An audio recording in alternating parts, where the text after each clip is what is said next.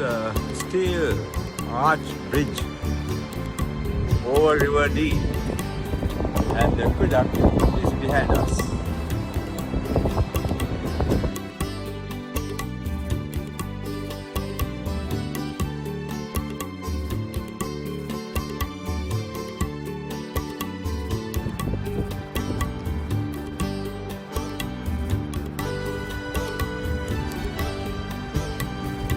Sana, look this way. Sit here as well.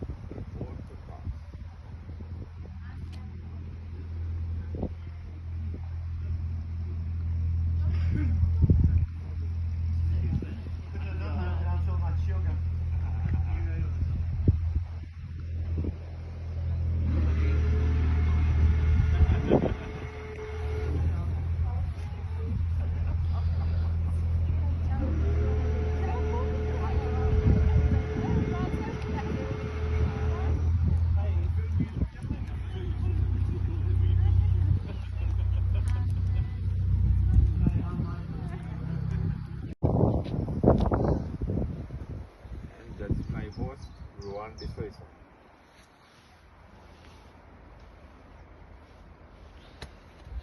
Thank you.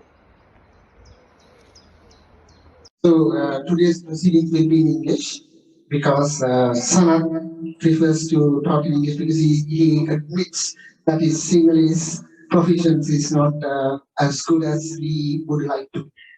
So, Sanat Lamabadusuriya. I will call you Sanat. Is that that's okay, Prof? Thank you. That's my name. Yes, of course. Right, Sanat. So, tell us about your childhood. Where were you born, and who are your parents? So, give a rough idea of who you are, where you are in from. First of all, Rohan, I think I wish to thank you and Lalani for inviting perhaps quite a stranger to your house and extend your magnificent hospitality for my short stay in this part of England. Because I had not taught you. And I think I met you for the first time. No, I met you for the first time in Anuradhapur when you came with the SLMDA. So this is the second time that I have met you. So you have gone out of your way to invite me and a host of others to make my short stay here as enjoyable as possible. So thank you very much, you and Nalani, for that kind gesture. Well, I was born in Colombo and I grew up in Colombo. My parents are Southerners. My father is from a village called Pahalagoda in Tangal. And my mother is from Mathura. So I am a true Southerner. But I grew up in Colombo, and the only time I spent time in the southern province was when I went back to Gaul as the founder professor of pediatrics and spent 11 years when a medical faculty was founded in 1980. And I spent 11 years there from 1980 to 1991. And I returned to Colombo when the chair fell vacant in Colombo. So, in short, that was my association with the southern province. But I'll tell you more about Gaul later. Yes, the more interesting stories will come later. But there's one question I would like to ask. There was a saying in Sri Lanka that not even a cat should cross the Bentara River. So you are one of those guys who crossed the Bentara River. And returned with more than 9 tails. Thank you very much for that, Prof. So, are you the only child, or what's your family like? When I went abroad in the early 70s, my parents were very concerned that I would return with a partner. Now I must tell you about an experience I had with some of you all are aware, with a palmist by the name of Kingsley Ranasinghe. He had an office at Blackballara. And in 1971, when I was due to go abroad, I thought I'd get my palm read by him. I had a Triumph Herald car, which I parked some distance away. I wore a pair of rubber slippers. I had long hair at that time. That was the time of the JV insurrection, and I had a beard. I unbuttoned my top buttons here, and I walked in and paid him 10 rupees and asked for a palm reading. He daubed my right palm with India ink and took a palm print and started reading. First question was, he asked, what is your job?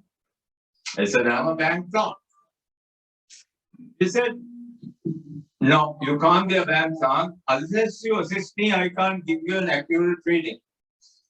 Now, at that time, I was a lecturer in pediatrics, waiting to go abroad. Then I said, I'm a doctor. Then he said, although you're a doctor, you're doing something more than treating patients. I said, what do you mean? In addition to treating patients, you are teaching, or you are doing research, or doing all three. I just kept mum. He was spot on, because I was teaching medical students and I was doing a little bit of research. Then he said, you are waiting to go abroad towards the end of the year, and you will return single. Then he said, you will become a professor before your 40th birthday. It was not possible at that time. There were only 2 medical schools, Colombo and Peradeniya, and both professors, Priani Soysa and Herbert Ramonse, were going to retire in 91. And I would have been closer to 50 than 40. Anyway, and then he also said, you will get married to someone known to your family. I had not even heard of Buddhika at that time. He gave a written report of all this. I went and showed it to my father. My father read it, and he was overjoyed. Not that I was going to be a professor before 40 years. That I was going to return single. So I went abroad and I returned at the beginning of 1975, on the 1st of January 1975, arranged marriage. And I told my parents, I don't want an Ali, Lori, dowry. I want to get married to a doctor. So it was arranged, and Buddhika parents, father was a second cousin of my father, and they were both from Pahalagoda, Tangal. So that came right. Then there are Tamils here. At that time, when Mrs. Bandaranaike was the Prime Minister of the country, a Tamil student had to score more marks than a single student to get into a university. That was great communal discrimination. People like Gamini Dissanayake, who were in the opposition, they said, if and when we come to power, we will abolish standardization. Jaya Jayawardena's resounding victory in 1976 or 77, they came to power. Now they had to fulfill their election promises. So standardization was abolished. The moment standardization was abolished, more students qualified to enter the medical faculties. Although Tamils form 30% of the population, or 33%, there were proportionately more Tamil students going to enter the medical faculties. Politically not palatable. So they had to admit more Sinhala students. When they admitted more Sinhala students, there were only 2 medical faculties, Kalampo and Peradeniya. There were not enough slots available in the 2 faculties to accommodate the increased intake. So they had to open up 2 new faculties, Ruhuna and Jaffna. Ruhuna was advertised. I applied. When others knew I had applied, no one else bothered to apply. And I assumed duties as the professor of pediatrics on the 1st of September 1980 when I was 38 years old. So Kingsley Ranasinghe's prediction was correct. He couldn't have dreamt that I'm going to be a medical faculty at that time. So I don't believe in astrology. I have an open mind. So that is my personal experience about palmistry. 2 predictions about my marriage and about becoming a professor before my 40th birthday came right. And I read into the newspapers, I think, about that.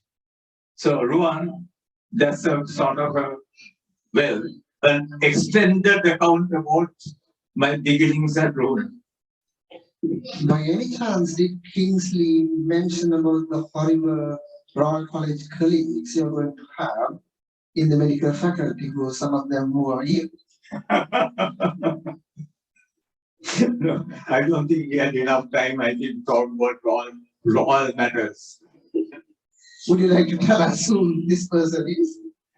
Who is that? Your colleague from your medical school. Yes. Yeah, your batchmate is Yeah. here, right? I don't think you know the person who is much more talented than me in other fields like music and playing with balls a little bigger than marbles. And I think that you are referring to Mahendra. Of course, yes. So he said that as you climb up the social ladder, the balls that you play with become smaller and smaller. When you're in the lower social class, you play football. Later on, when you climb up the social ladder, you may get on to cricket and tennis. And later on, when you're at the height of your career, then of course you play with the smallest ball possible. And that's a golf ball. I don't know whether there will be a stage where from the golf ball, whether you will degenerate onto playing marbles again. That I don't know.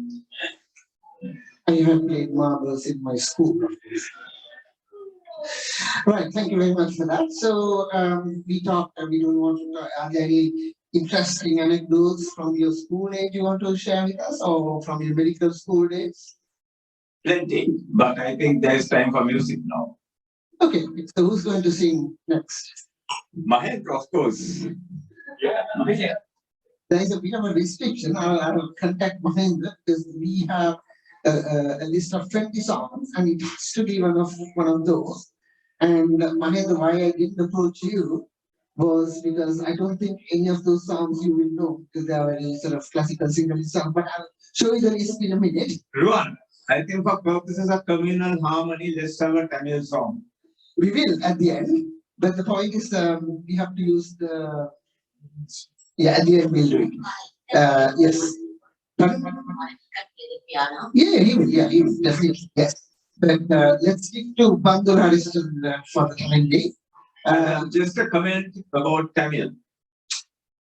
The only subject that I have had tuition is in Tamil. When I was 11 years old, my father more or less compelled me to have tuition in Tamil. And I studied up to Bala Bodhini Book 4. And at that time I was wondering why I had to learn Tamil. But now I realize about the distance of vision that my father has. I must say that the only exam that I have failed is also in Tamil. When I was at Chess Hospital, Valisara, after my internship, I had to sit for the bar exam in Tamil. And a Tamil examiner came. Then I had sort of studied a few Tamil words like the Naganitingo, Noda, Shalirika, Kachalirka, Irumalirka, etc. First question he asked was, what is your index number in Tamil? I could count up to 10. It was about 165. So that's it. Next question, doctor, when you are doing the ward round, there's a patient. There's a patient spitting into a drain. How will you ask the patient not to spit into the drain and spit into the spittoon? I got up and I said, Vanakkam, and walked up. I didn't have to go to him again. After that, I joined the faculty. So no more Tamil exams. Thank you for that lovely story. So who's going to sing the next song? I think various people have already chosen some songs. Can you please have the next one? Come on. So, Professor, could I take you back to your faculty days? Did you develop an interest in pediatrics while you're a medical student or after? Rohan, if you would excuse me, I would like to continue on this thing about Tamil and single, Okay. if you don't mind. India gained independence in 1947, 1 year before us. We gained independence, as you know, in 1948. India has 22 languages and I think 420 different dialects. We have only 3 languages. From the time India gained independence, whoever who governed India, the language policy had been that any child born in any part of India has to know only 3 languages. The mother tongue, which may be Telugu, Urdu or Tamil, the national language, Hindi, and international language, that is English. We have had only 3 languages. And we have gone to war because of the 3 languages. It's extremely unfortunate. Extremely unfortunate. You see what we have gone through. Then I spoke about communal discrimination. There are others who are academics here, who are Colombo graduates. They would know the names I'm referring to. When Professor Lamabadusuriya died on the 1st of January 1975 at the age of 58 years, the second in command of the faculty at that time in his department was David Shanmugam. He was a reader, equivalent of associate professor. That post was advertised. It was not given to David Shanmugam. They recruited a person from the Ministry of Health who was seconded, that's Professor Dharmadasa. He was appointed a professor of medicine. Few years later, Professor Ranasinghe retired as a professor of obstetrics. Professor Viswanathan had been a professor in that department for many, many years. They did not give the chair to him. They advertised and gave it to D. Gunathilaka. How would you have felt if you were a Professor Shanmugam or Professor Viswanathan? How would you have felt? Open discrimination. They were appointed for 2 years. In 1976 or 78. In 1977, the Ministry of Health gave the right of private practice to the Ministry of Health consultants. Both Dharmadas and Gunathilaka said, if you don't give us private practice, we will revert back to the Ministry of Health. If they reverted back, Shanmugam and Viswanathan would have become professors. So what did they do? They gave the right of private practice to the university staff. I was a beneficiary. In 1979, I did some practice in Colombo before I went to court. And both Dharmadasa and Gunathilaka remained in the university and deprived the other two of becoming professors. How would you have felt if you were a Tamil? Born in this country and open discrimination. I quote this openly. No one can, I think, contest what I say. The facts are true. How would you feel? Sinhalese may be a majority, but you are Sinhalese by an accident of birth. You are a Tamil by accident of birth. Why the hell should you be discriminated? Because of the label that you pasted on your back at the time of birth. That's against human rights. I'm totally disgusted, I think, with what has happened in the past. And I must say that some of my closest friends are Tamils. And they are better friends than Sinhalese. Much more reliable. So that is my feelings about this, about these problems about Tamils and Sinhalese and various other problems in this country. Right one. I think I have said more than enough, I think, about our racial problems. Thank you. Sorry if I went overboard. Not at all, not at all. We are sorely missing our two very good friends, Niroshini and Mahesh Nirmalan, because they are in Canada. They were really interested in being here today, but unfortunately they are not here. They would have had some thoughts on this particular topic if they would have been here. So let me take you back again. But there are Tamils doctors here. Yes. I would like them to respond. Go on then. You want to come and say something? Jeremy, please, come on. Don't worry. Please. Have you got any experience? Do you want to share with us? Come. Please come.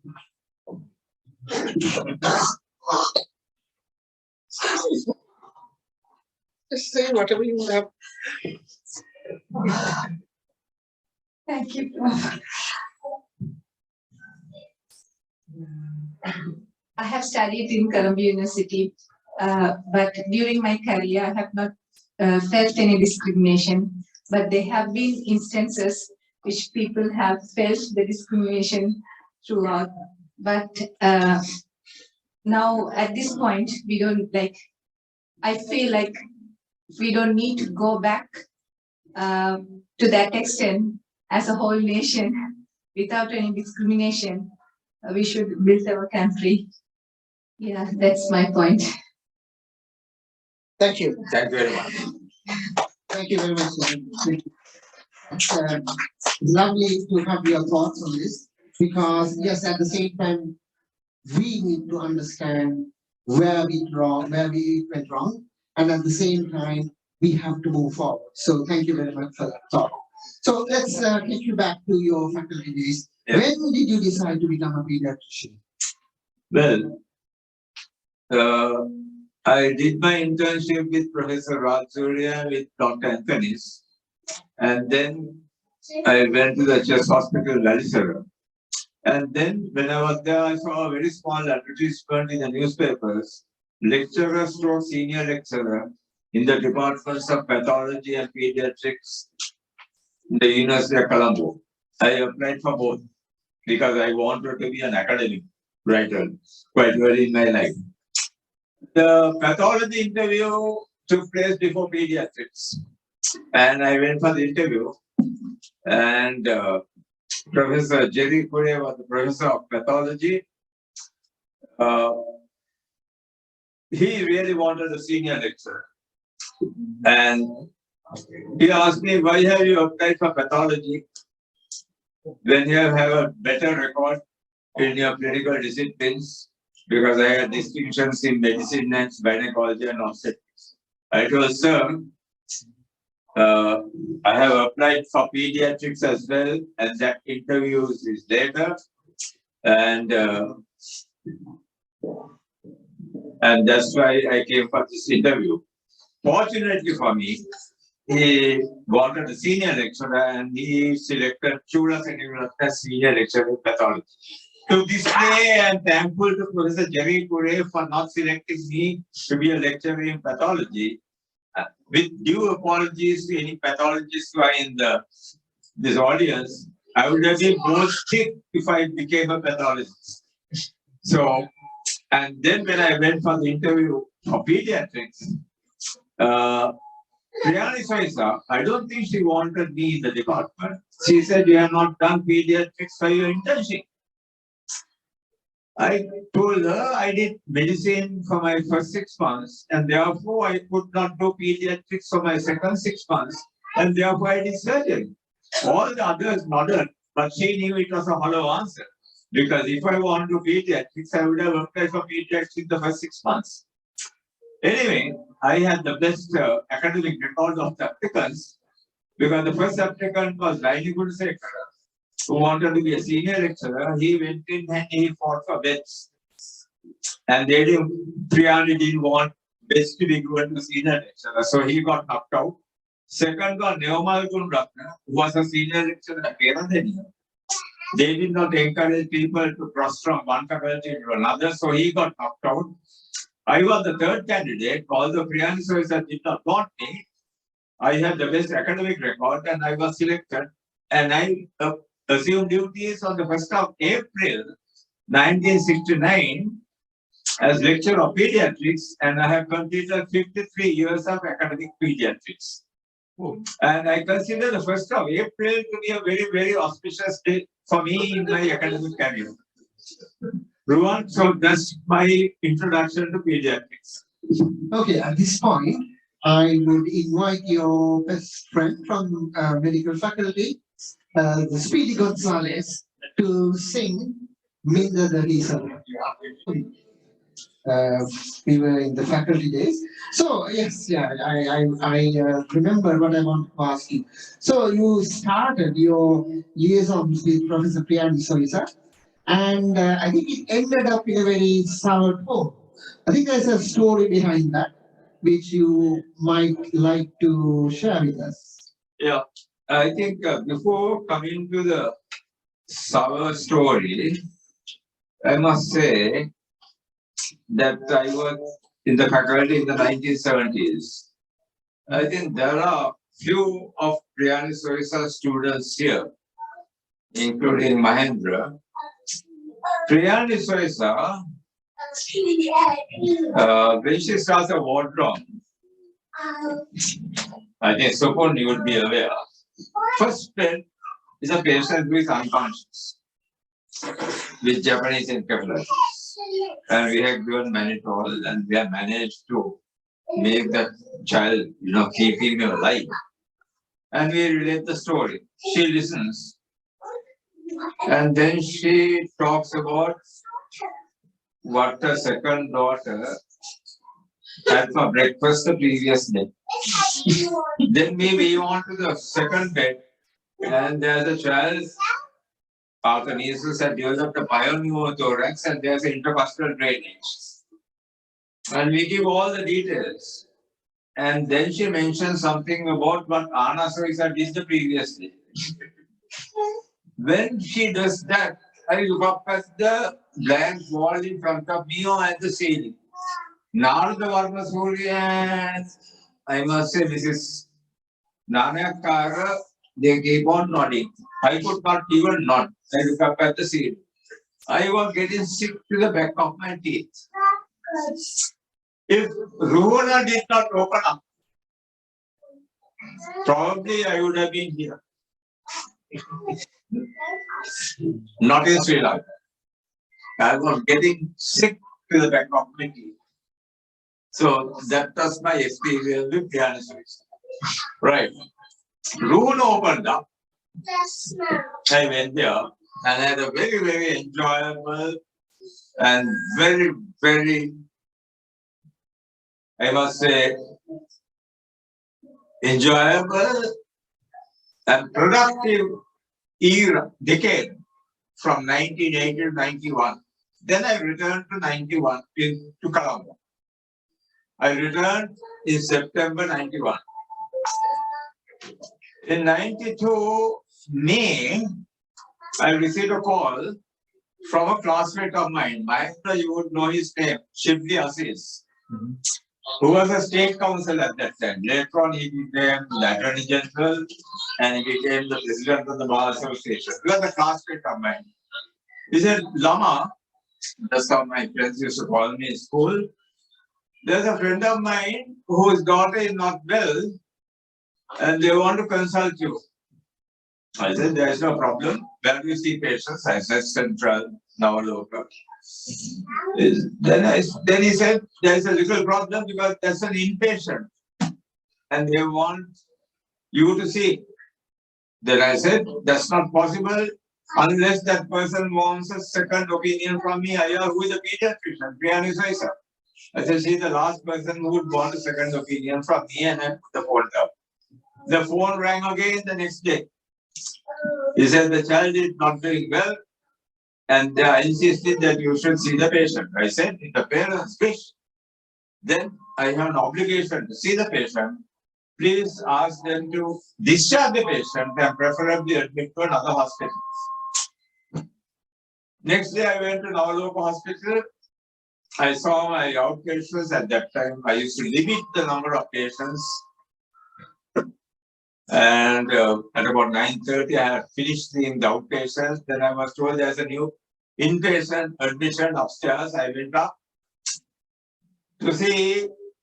I went to see all what the parents had done was VLC had discharged the patient and readmitted to another room across the corridor. When I went and saw the patient, that patient had generalized coriform movements. I looked at the BHD, the patient had been admitted in April. This was in May, and for 1 month the child had been treated as for rheumatic chorea. Then I remembered, Kamal, you will remember, Supun, you will remember Dr. Stella De Silva, brilliant pediatrician.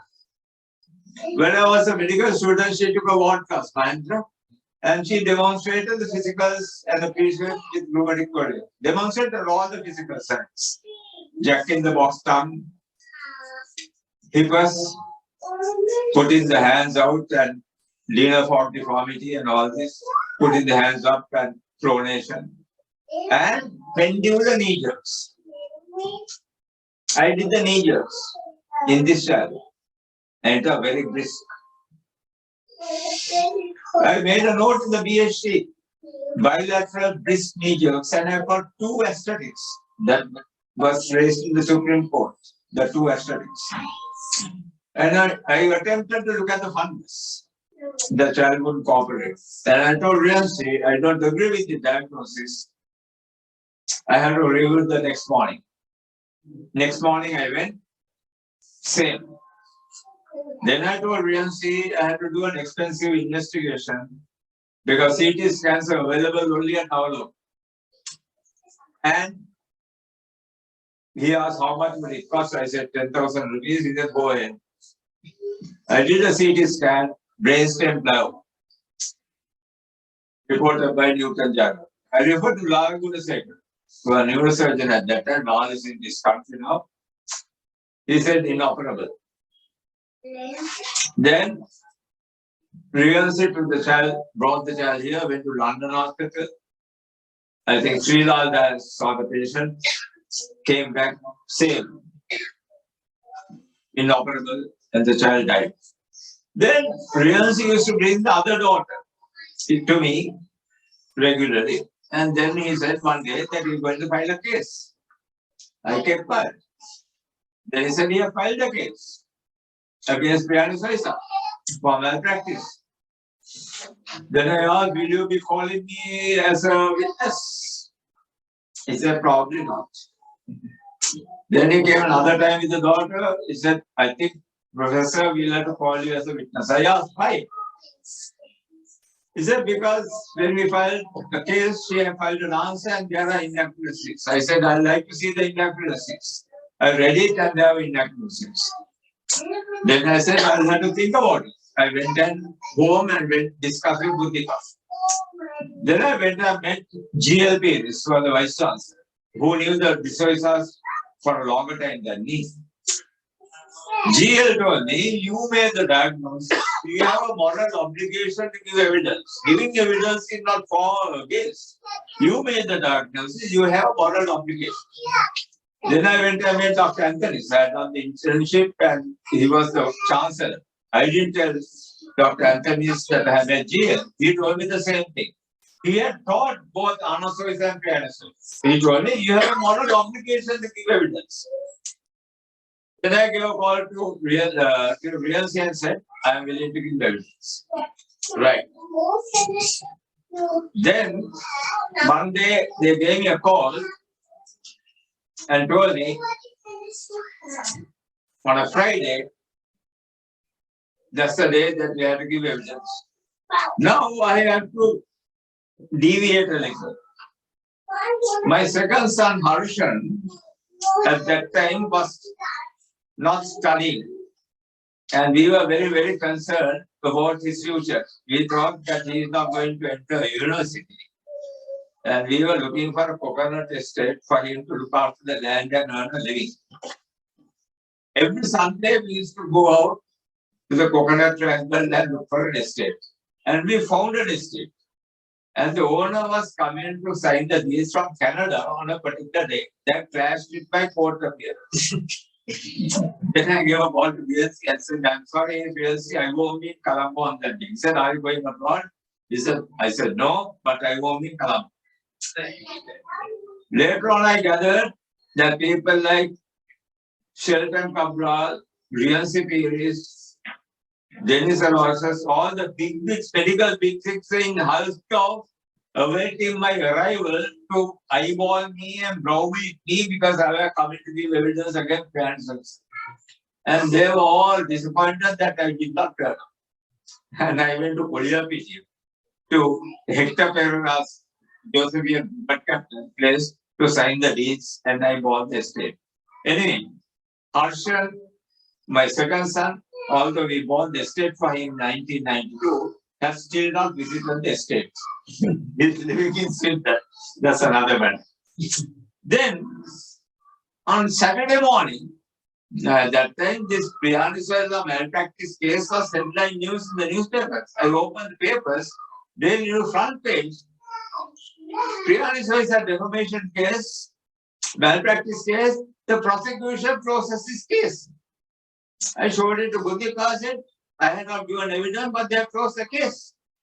So I gave a call to Riyansi. Then Riyansi said, yes, but Ramesh Tisila who appeared, he said, I think we have had enough evidence and we didn't want to embarrass Professor, so we closed the case. When the case was closed, Vernon Vijayathuka, who appeared for Priyani, and said, so you all staged Hamlet without the Prince of Denmark. Anyway, that was that. So, Ruan, have I answered your question? Yes, very much so. So let's take a quick break, and then as break in the sense. I hope I'm not boring you all with too many details. Not at all. We some of us know the story in and out. Some of you don't know. So it's very important and interesting. Subur, your song next. I must say that every student who studies law at law college or in other law faculties in Colombo or Jaffna are aware of this case because it's a landmark case. And this is related to them in their lectures. Landmark case in medical malpractice. So, because we have agreed between us what questions to ask and what are we going to say. So, yes, we are coming to that. But so, Sana, I believe you started your career from Colombo and you moved to Gaur, but then you did not stay there, or your career did not end there, and you moved on to other faculties as well. So, tell us why you moved from Gaur and what are the other faculties you have been serving? Yes, I retired from Colombo in 2008. Around that time, I had a call from Dr. Neville Fernando, inviting me to join Saitam. I said there's no point in joining Saitam because there is no hospital. I had a call a few years later, around 2011 or 12, saying there's a hospital, please join us now. I said, I'd like to join. I've seen your hospital, it's a wonderful hospital. Unfortunately, my wife has been diagnosed to have cancer of the ovary, and therefore, for personal reasons, I can't join. She lived only for 2 years. She passed away on the 27th of November 2013. I had the third call sometime later. By that time, Anuruddha Padani, I think that name is familiar to you all, has invited me to join Rajarata as a visiting professor because they were short of academic staff.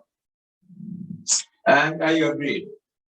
And I told, for national reasons, I thought that Rajarata was more important than Saitam.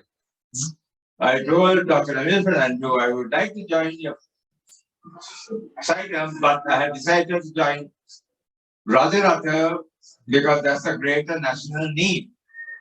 And I put the phone down. If I join Saitam, I live in Boralla, Kotamide. I could have driven to Malave and he would have given me whatever allowance I wanted. Instead, from April 2015, I have been going to Anuradhapura Monday to Friday, every other week, waking up at 4:30 in the morning, boarding the Anuradhapura train at 5:40 in the morning, returning on Friday, teaching there every other week, Monday to Friday. I started in April. At the end of April, the students had a party after the appointment, speeches and all that, then gave me a parcel, consisted of about 40 letters.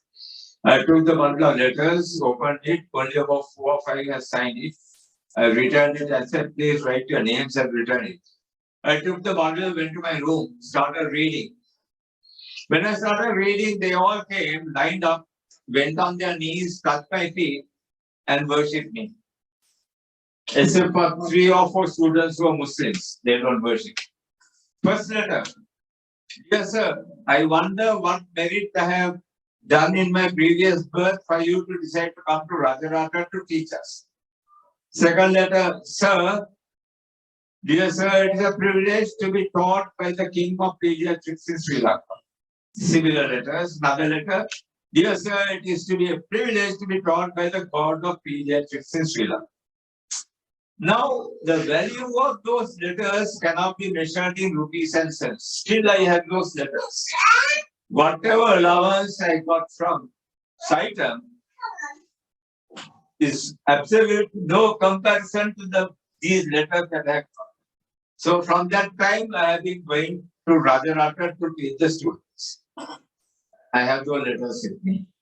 Then, around 2017, Professor Srinishanta, Vice Chancellor of Sabaragama University, gave me a call to Mohan, Professor Mohan De Silva, Professor Surgery, who was the chairman of the UGC. Mohan gave me a call and said, Professor Srinishanta, Vice Chancellor of Sabaragama, wants to invite you to be the consultant to set up a medical faculty at Sabaragama. I said, I am willing. So, Professor Srinishanta gave me a call and he invited me, and I accepted it. And I worked very, very hard, built up all the curricula, rules and regulations. And the first batch of students was admitted on the 19th of January 2017 or 19 at Rathnagar. When the fact Ranil Wickramasinghe Prime Minister at that time opened the faculty, and there were 70 students who were admitted that day. And Mahendra, over a particular time, you are entitled to wear, but Rauf Hakim, who was the Minister of Higher Education, came up to me and said, so you are from the same school as me. I said, are you a royalist? He said, yes. He said, but I don't think you are entitled to wear this tie. That's why. Because this belongs to the Old Royalist Association of UK. Are you a member? That was my reply. Anyway, so 70 students were admitted. After that, several parents were there. Several parents came up to me. He said, I am from Akarapattu. You have treated my son. Similar story. After that photo session, out of the 70 students, 7 students I had treated them for various complaints when they were treated. So I thought, I sort of, lot of satisfaction. I have treated 10% of the students. So I helped to establish that faculty, and there are 4 batches of students at Sabaragamu, and I go there physically before the crisis of lockdown and all this, and now I do Zoom lectures.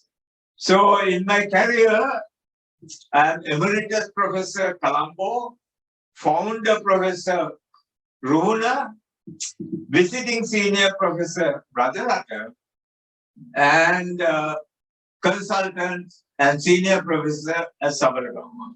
And I must say that some of my former students who graduated in the 70s, Saroj Jayasinghe, Damani Jayasinghe, Ranjan Das, Komudi Vijayawardena,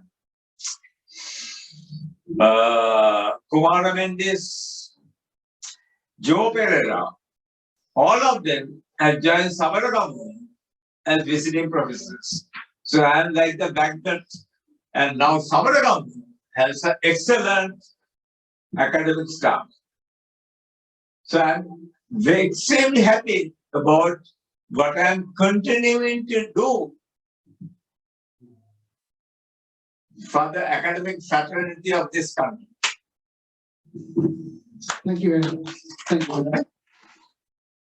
And when I hear your story about the king of pediatrics, the god of pediatrics, it takes my memories to my faculty days. And this anecdote about Professor Karl Fonseca. So he was talking, he was giving a lecture about the liver, and he was talking about the queen of hepatology, Sheila Sherlock. And then, as Professor Karl Fonseca does, he wants to say it in Sinhalese. Then he said, Kautu Kumari, Sheila Sherlock. Anyway, I would like to invite Nishanta. Nishanta, is it Mali or is it Kodu? Madhu, right. Nishanta and Madhu for the next song. And who would be next? How do you go to sing again? They're going to pass the ink or something. Because again. Come on. No, You- That's That's it. Yeah. Next go.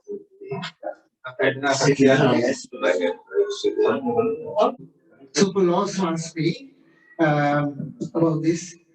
So, Professor or Sanat, you have vast experience of pediatrics and medicine in general, and there are lots of pediatric trainees here.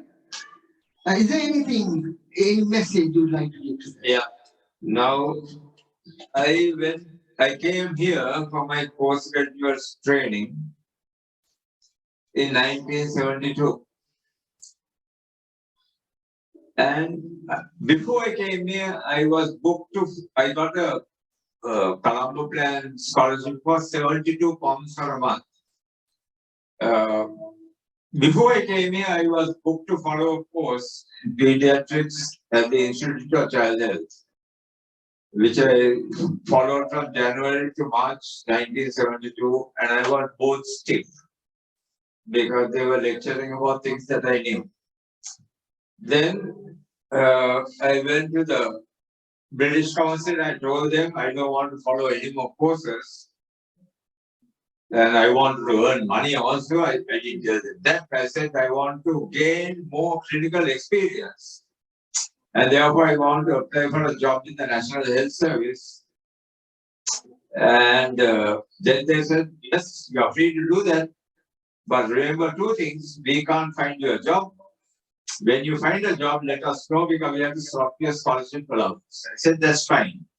I applied for jobs and I got the post of neonatal senior house officer in neonatal pediatrics at the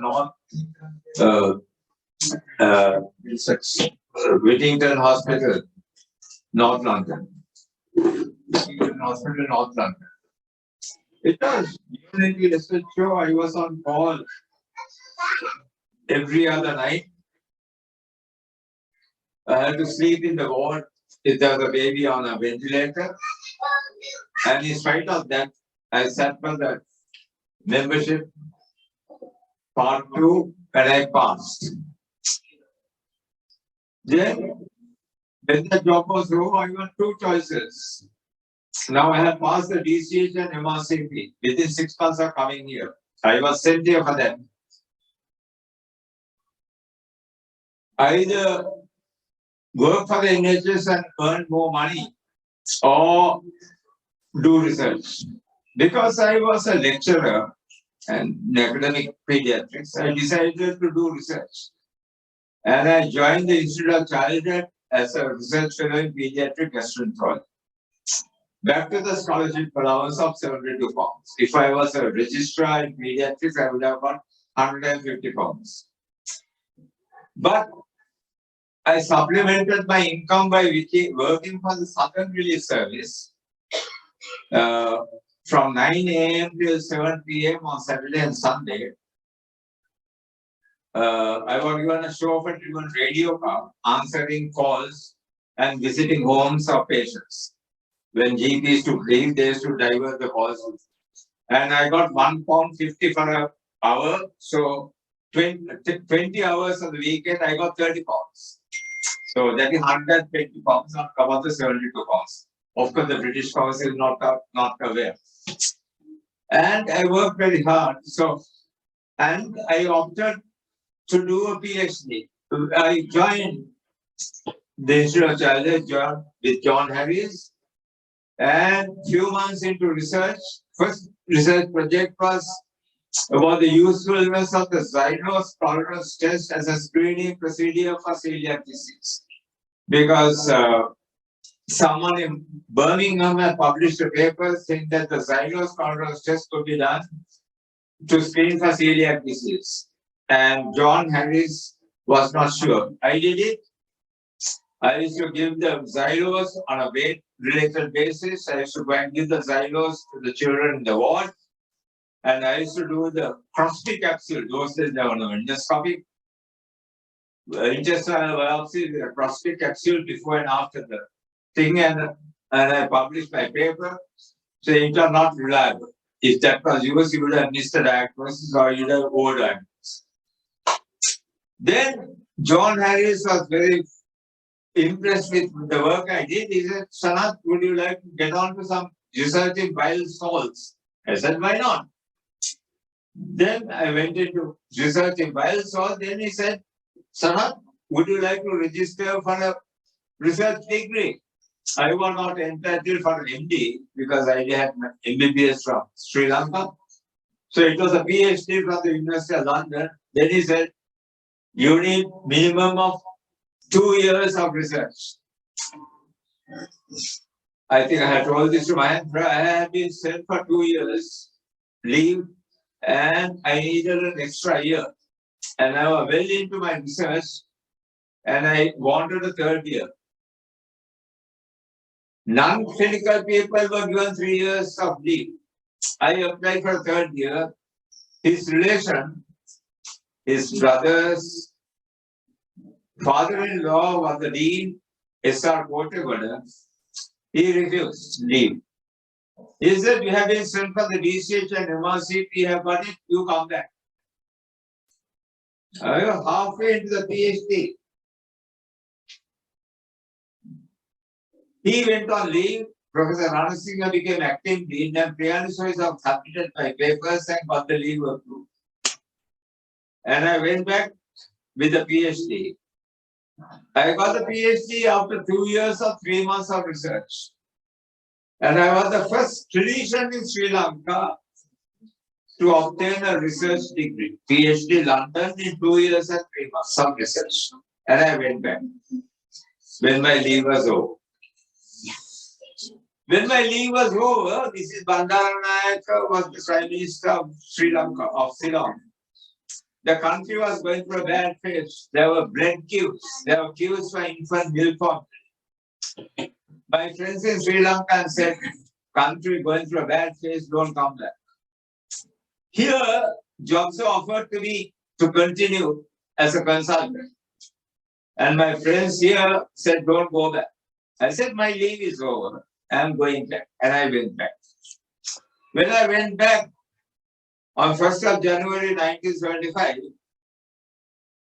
I had MRCP, DCH, PhD, London. No private practice. My salary was 900 rupees. I was living with my parents. I traveled by car permit took 1 year. I traveled by bus from Bellavatu to Bambalapitiya. Yeah, to Bodal. Bus fare was 25 cents. Lunch in the senior common room was 1 rupee and 60 cents. 3 days of the week, rice, other days, Bakala Manyoka or Singapore. I don't know whether you all remember that time. Tough times, but no regrets at all. And I am happy that I returned at that time. In 1979, my late wife, Buddhika, got a postgraduate leave, and I took up a post at Pilgrim Hospital, Monster, Lincolnshire, as local professor of pediatrics for 9 months. The job was advertised. I didn't apply. They asked, why aren't you applying? I said, there's a possibility of a medical school being started in the south of Sri Lanka. I'm interested in going there as a professor. If I don't get that job, I'll think of your job. And I returned when my leave was over. Corona was advertised. I applied, as I said earlier. Only applicants, others didn't apply. I got the job. So I turned down the offer. Pilgrim Hospital, Boston, Lincolnshire. Mid-90s, sabbatical leave, 2 years at Worthing Hospital in southern England. Permanent job advertised, didn't apply. Every Asian who comes to this country wants to wait back and grab a job that is offered. I said, my leave is over. I am going back. There's a job available for me back in Sri Lanka. And I have then got 2 years and returned to Sri Lanka.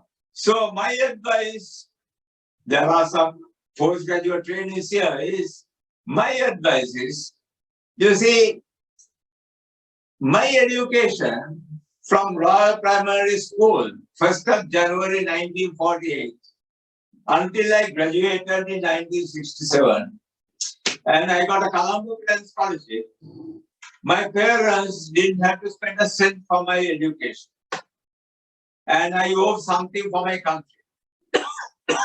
And if I am asked, where do you want to live again when you are in your next world, without any doubt, in spite of the perspectives and all of these things, I would say, absolutely no doubt, is Sri Lanka. There is no country like any other. I am not a politician, I am a professional. So my message is, please think of what the country has given you and what you can give back to the country during your lifetime. I graduated from Colombo. My elder son Shamin graduated from Colombo. My daughter graduated from Colombo. 3 of us have benefited from the Colombo Medical Faculty. Some years ago, Jennifer Pereira, the dean at that time, launched a fund to develop the quadrangle and want to raise 31 million rupees. Straight away, I gave 1 million rupees because 3 of us have benefited. And what we benefited is worth much more than 1 million rupees. I gave 1 million rupees for the development of the contract. You see, I had a lot of satisfaction in doing what I did. So my message to the postgraduate trainees who are here is, even if you have job offers here, I think you have an obligation to go back and serve your country. That's my message. Thank you, Ruan. Ruan? Thank you. Yeah. Thank you very much, Samad, about that. And we have 2 new faces to do a song. But before that, because I'm recording this, I need to use my own computer to get their song because it's not something Bandura could do. So have I missed anybody? Is there anybody else who wants to sing? But Ruan, Yeah. I would like them to respond about the remarks I made and the appeal I made. Right. Let So, them give their reasons for not going back. right. If that is their wish, if that is their decision. And I would like to argue with them, discuss with them. So I would like to challenge them. Anybody wants to take the challenge? Correct. Yes. Thank you. Thank you for taking up the challenge. You want to come forward, please. Thank you, Professor, for making me To clear. me, that is more important than the music. As you said, ultimately, the satisfaction and the things we have get from our country is more than what we do. So, like, I was also waving whether to stay or not, but like, I have already made my decision to go back and serve my country because we have. Thank you very much. Thank you. Did you make that decision before I appealed to you? I have already decided, but it has made it like your talk has encouraged me to be firm on the decision as well. Because thinking of the Sri Lankan situation, still like you sometimes waves when you get the opportunities. So, but I'm now clear because we have been all the things have granted for us. Everything is free from Sri Lanka, not like in UK, you know, everything you have to like bring taxes and everything you have to pay back to them. But in Sri Lanka, we got everything as free and we have the obligation to pay back, not to the government, but not to the public as well. So I have already decided, but still I was waiting, but it made me clear that I need to go back and save the country as well. Thank you. Another thing I would like to say is, I hope I won't offend the feelings of people who have decided to stay here. In Sri Lanka, when I go to the bank, I don't have to join a queue. I get immediate attention. When I'm at the airport, I don't again have to stand in a queue. I get immediate attention. In other words, in Sri Lanka, if you are known in that country, you get due recognition. If you are a consultant in the UK or in the US, I say this openly, you have two places where you are recognized. In your own home. And in your place of work. And in your place of work. But the moment you step onto the street, you are a nobody. And you can't buy recognition with whatever you have in your bank. You can't buy, you can't purchase recognition. And what I say applies to all those who live as consultants abroad. If anyone disagrees, I would like them to disagree very openly. Thank you. Completely disagree. This is the system change that everybody is asking in Sri Lanka. This tribalistic recognition in the society is such a bad thing.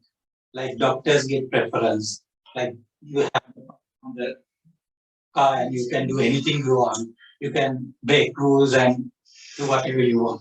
That is a kind of system that has. Do you think that we abuse the system? Yes, definitely. How do I? Majority of doctors abuse the system. How do the majority of doctors abuse the system?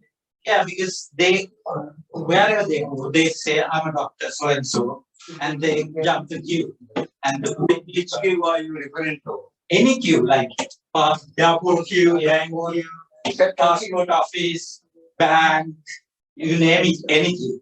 Police. Yeah, police, of course. Because they don't even question when they see the cross. When I was in Sri Lanka, but I don't know the situation now. But that is exactly what we need to change in Sri Lanka. We need to have a system change in Sri Lanka so that everybody is treated equal. So everybody becomes a nobody. Yeah. That is what is. That means everybody is equal. Right. There is no politicians. Do you think that? Things. Yeah. And this is exactly the way the politicians think. Politicians can get anything done in Sri Lanka by hook or crook. Yeah. And that's why they are abuses the system and corruption and People have been trained So are you comparing the professionals to the politicians? Yes, exactly. I don't see many difference between politicians and in general the professional. Not all. Government Never always. It is a general. It is not all. Majority of government workers. And the system is so absurd. Like if you go to a state bank, you see the difference. They are so lazy, so inefficient. Any state, you feel like killing yourself. Yes, private sector is much more. Do you live here or in Sri Lanka? In Sri Lanka? You are living in Sri Lanka? No, I'm living in here. Right. And also from me, I'm a born Christian, although I'm no longer a Christian. When Jesus said the story of the Good Samaritan, somebody asked, "Who is your neighbor?" Because the Good Samaritan story is about, treating your neighbor. So they asked, "Who's your neighbor?" So the answer was, "Whoever is in need of you or your services is your neighbor."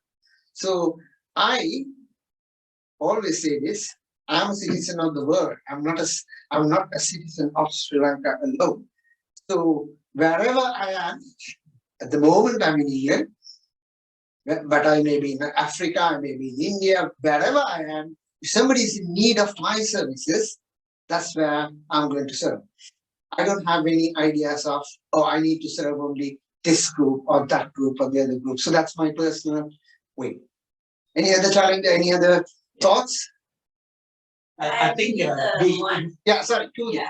Wherever the service is needed, you just serve all human beings. Yeah, it's a humanity. And irrespective of whatever you are, do the service within your location. No, that's Okay. people need. Yeah.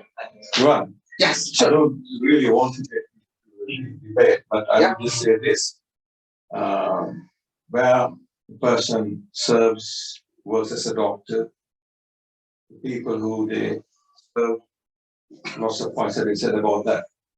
But I would certainly say that Michael, who has gone through the education that we had, without any payment, it's quite right for them to feel that they owe something back to the country. Now, that doesn't mean that you should actually go back and serve.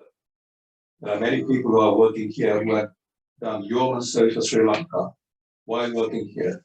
So don't feel that the only way you can serve your country is by going back to Sri Lanka.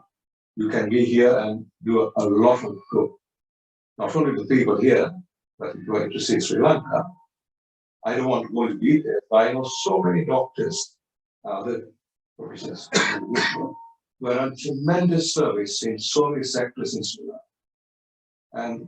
And I think to feel that you owe something is very good. I think that is true. I always say that about myself too, that I will never forget three sets of people. Firstly, my parents, my teachers, my school, and of course, the Lanka in general system. So we must do what we can do. But don't feel that the only way you can do it is by going back to Sri Lanka.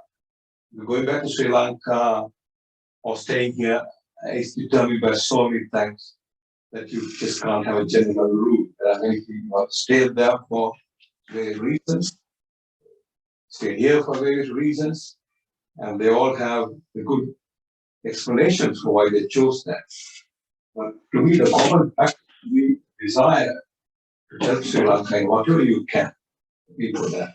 It doesn't matter how, it could be education services, monetary, even help your own relatives, your family. But Sri Lanka is very special that way. I will never forget it.